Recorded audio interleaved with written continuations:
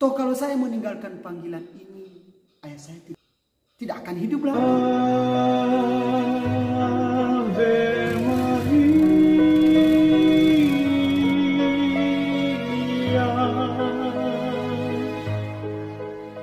Salam sehat dan salam kenal.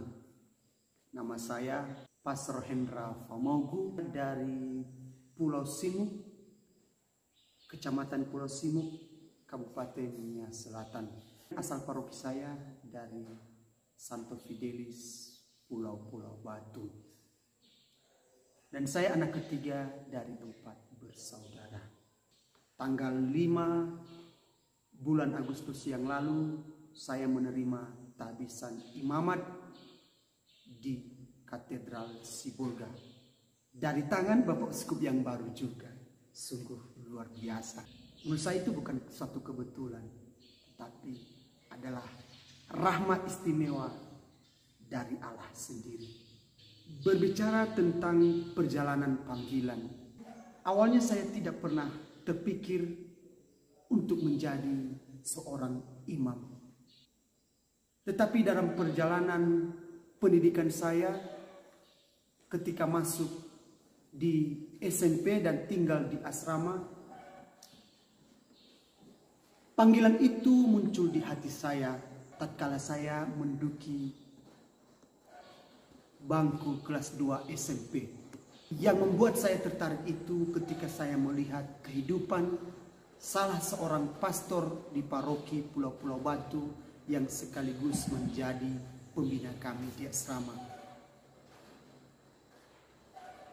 Cara hidupnya itu terkait dengan cara dia berbicara, cara dia bertindak, cara dia berpakaian, cara dia berelasi, dan lain sebagainya. Yang jelas saya melihat secara keseluruhan terkait dengan kehidupan seorang pastor itu. Saya mengikuti rasa hati saya itu untuk tertarik menjadi seperti pastor itu. Tanpa berpikir panjang, rasa tertarik itu saya tanggapi dengan membicarakannya kepada orang tua dan kepada pastor paroki saya. Saya memberitahu kepada mereka bahwa saya setelah tamat SMP akan masuk ke seminari menengah Santo Petrus Aiktola. Orang tua dan juga pastor paroki sangat mendukung. Dukungan mereka itu semakin meneguhkan saya, semakin menambahkan semangat saya untuk melangkah maju menjadi calon imam. Lalu saya mengikuti testing. Dari hasil testing itu saya dinyatakan lulus. Nah, dari peristiwa itu, ketika saya dinyatakan lulus, saya semakin menyadari bahwa Tuhan sungguh memanggil saya. Saya menjalani panggilan saya dengan sungguh-sungguh. Saya mengikuti berbagai ritme, mulai dari belajar, mulai dari hidup rohani, dan berbagai macam atau bentuk pembinaan lainnya. Saya sungguh menikmati. Satu hal yang membuat saya sungguh menikmati berbagai bentuk pembinaan yang ada di seminari adalah kesadaran saya bahwa saya adalah seorang calon imam. Setamat seminari menengah, saya melamar masuk frater calon imam diosesan di Keuskupan Sibolga.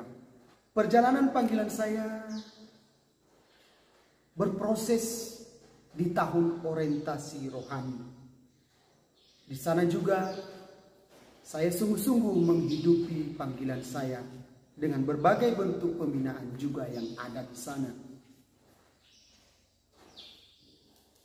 Saya berjuang mengalahkan keinginan diri.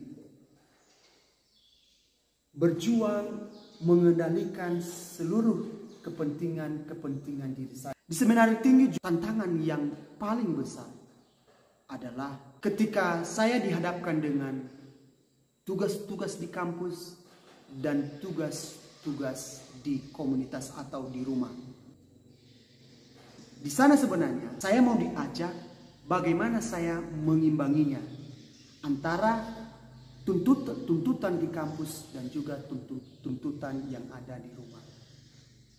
Karena secara pribadi saya tidak mau hanya gara-gara tuntutan di kampus, saya melalaikan segala tuntutan yang ada di komunitas atau di rumah. Jadi saya berusaha untuk mengimbanginya. Saya sungguh-sungguh memanfaatkan waktu yang ada untuk mengerjakan segala tuntutan yang ada di kampus tanpa melalaikan pekerjaan-pekerjaan atau tuntutan yang ada di komunitas atau di rumah. Saya dipanggil oleh Tuhan bukan karena memiliki kelebihan, tetapi saya dipanggil Tuhan karena saya memiliki kelemahan. Tapi saya percaya Tuhan akan menuntun saya.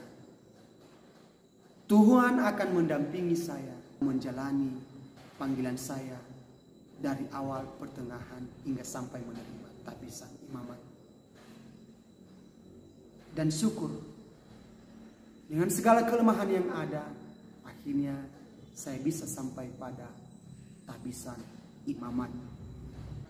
Apakah saya pernah mengalami masa padang gurun?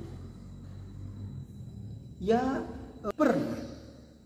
Ketika saya menjalani masa pembinaan sebagai frater pada tahun 2015, persisnya pada bulan Januari tahun 2015. Nah, kala itu kejadiannya begini. Meninggal ayah saya. Itulah saya sebenarnya sungguh sangat sedih dan mengalami padang gurun. Karena bagaimana saya tidak mengalami padang gurun? Seseorang yang sangat saya cintai dan sangat mencintai saya dan sangat mendukung panggilan saya justru dipanggil oleh Tuhan. Bahkan saya tidak melihat lagi jenazahnya sampai ayah saya tersebut dikubur. Saya tidak melihat sama sekali. Saya berpikir, seandainya saya tidak menjalani panggilan ini, mungkin saya akan bisa melihat jenazah ayah saya. Mungkin sampai diantar dia ke tempat istirahatnya yang terakhir. Tetapi lihat, hanya karena saya menjalani panggilan, saya tidak bisa melihat orang tua saya yang sangat-sangat saya cintai dan tentu juga sangat mencintai saya. Artinya di antara saudara saya, hanya saya yang tidak melihat orang tua saya, ayah saya. Sakitnya luar biasa, tak terbayangkan. Namun situasi padang gurun yang saya alami itu, saya coba mengolahnya dengan tenang.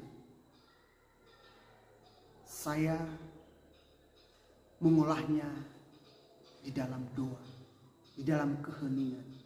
Dan akhirnya saya mendapat semacam pencerahan dan dengan menyadari bahwa toh kalau saya meninggalkan panggilan ini, ayah saya tidak akan hidup lagi. Jadi lebih baik saya tetap menjalani panggilan saya ini. Di sini sebenarnya saya diuji. Kemurnian panggilan saya diuji. Apakah ketika seseorang yang sangat mendukung, seseorang yang mencintaimu meninggalkan kamu, apakah imanmu kepada Tuhan, apakah panggilanmu sebagai calon imam akan berakhir? Tentu tidak. Saya tidak akan mengalah dengan ujian ini. Saya akan tetap memenangkan ujian ini dan mengalahkan ujian itu. Dan memang akhirnya saya tetap teguh kembali dan tetap mengambil suatu sikap untuk tak menjalani panggilan meskipun ayah telah pergi selamanya.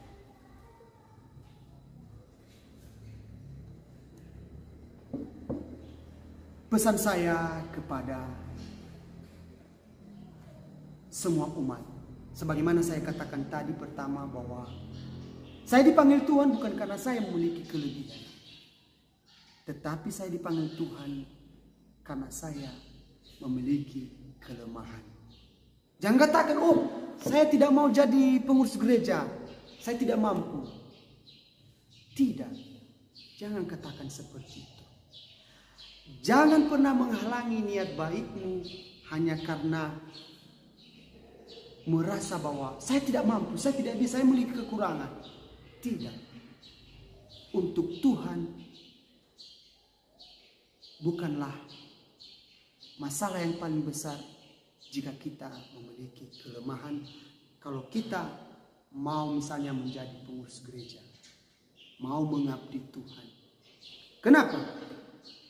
Karena yakinlah Tuhan akan menyertai kita. Jujur saya secara pribadi, Tuhan menyertai saya hingga sampai menerima tabisan imamat. Dan saya yakin Tuhan akan terus mendampingi, menemani saya dalam langkah selanjutnya dalam menjalani masa imamat saya sampai akhir hayat. Maka jangan takut. Kemudian untuk kita, jangan hanya karena apa yang Anda inginkan, orang yang Anda cintai, orang yang kamu cintai, orang yang mencintai Anda, misalnya meninggalkan Anda, atau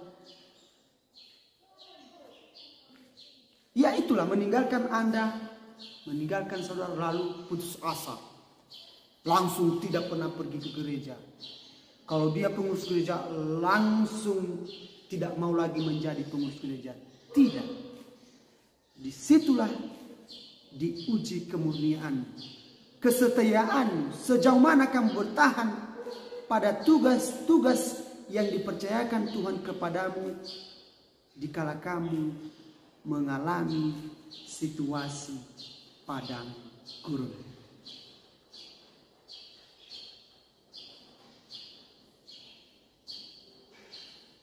Itu saja yang boleh saya sampaikan terkait dengan perjalanan panggilan saya, kemudian pesan saya untuk kita semua.